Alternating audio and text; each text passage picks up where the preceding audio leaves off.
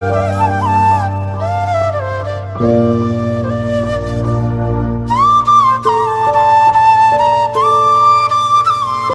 प्रिय आत्मा, नमस्ते।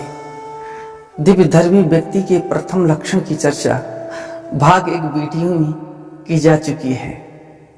भाग तो वीडियो मैंने YouTube चैनल पर डाल दिया था, लेकिन गलती से वह वीडियो डिलीट हो गया, इसलिए मुझे पुनः यह वीडियो बनाना पड़ा। मनुष्य अल्पज्ञ है, इसलिए उससे कोई ना कोई गलती हो ही जाती है। जो मनुष्य अपनी गलतियों से सीखता है उसे ही सफलता मिलती है।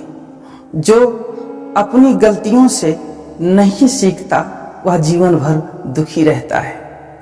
अब इस वीडियो में दिव्य धर्मी व्यक्ति के शेष लक्षणों की चर्चा की जाएगी। दिव्य धर्मी व्यक्ति का दूसरा लक्षण है, जिस व्यक्ति की आत्मा प्रशांत हो वह दिव्य धर्मी है। उसी व्यक्ति की आत्मा प्रशांत होती है जिसकी आंख, कान, नाक, जीभ और त्वचा, ये 5 ज्ञानेंद्रियां और मुख, हाथ, पैर, मलद्वार और जनेंद्रिय, ये 5 कर्मेंद्रियां मन के अधीन है।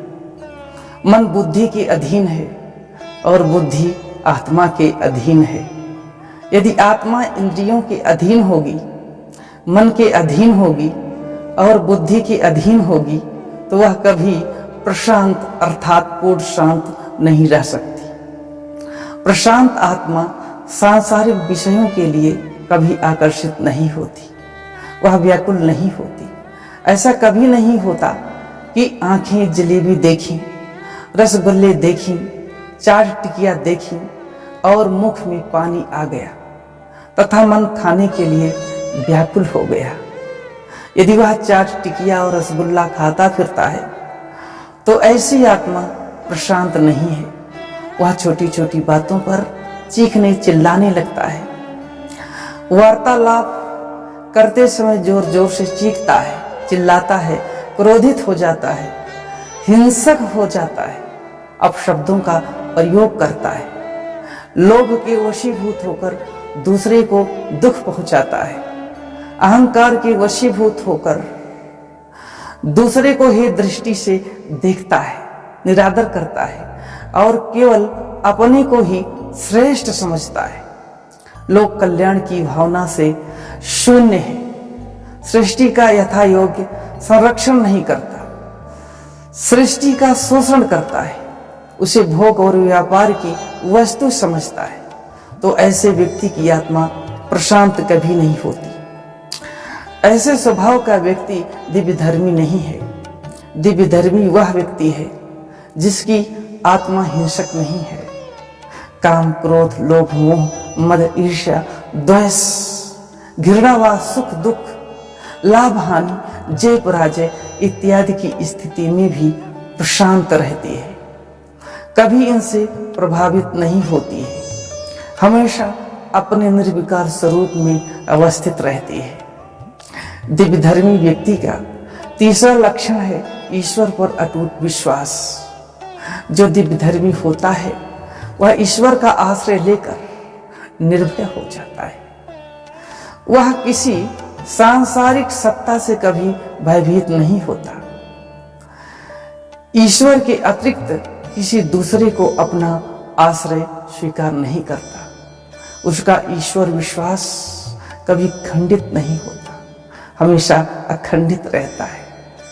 वह ईश्वर का वास्तविक भक्त होता है। उसके जीवन में चाहे जितना बड़ा दुख आ जाए, भले ही उसके प्राण चले जाएं, किंतु वह कभी घबराता नहीं। ईश्वर का आश्रय लेकर अपना कर्तव्य करते हुए वह सारे दुखों को हंसकर सह लेता है। वह कर्म फल के परम विज्ञान को भली भांति जानता है, इसलिए वह अपने दुखों का दोषी अपने को ही मानता है, अपने प्यारे प्रभु को नहीं। उसे पता है कि न्यायकारी परमात्मा किसी मनुष्य को कभी दुख नहीं देता। दुख तो मनुष्य के कर्मों की ही उपज है। वह यह भी जानता है कि कोई भी दुख नित्य नहीं है, सारे दुख परिवर्तनशील है। जीवन है तो सुख दुख आते जाते रहेंगे। इनकी सत्ता अनित्य है, परिवर्तनशील है तो भय कैसा।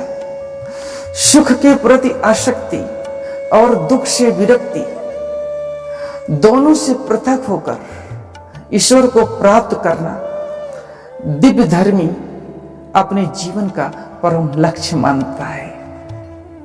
क्योंकि ईश्वर इस संसार का रचयिता है, पालक है और संहारक भी है। ईश्वर सृष्टि का स्वामी है, नियामक है, नियंता है, सच्चिदानंद स्वरूप है, सर्वशक्तिमान है, न्यायकारी है, दयालु है, कर्मफल प्रदाता है, अजन्मा है, नित्य है, पवित्र है, अनादि है, अनुपम है। ईश्वर की भक्ति, स्तुति, प्रार्थना, उपासना और योग साधना उसकी प्राप्ति के साधन है।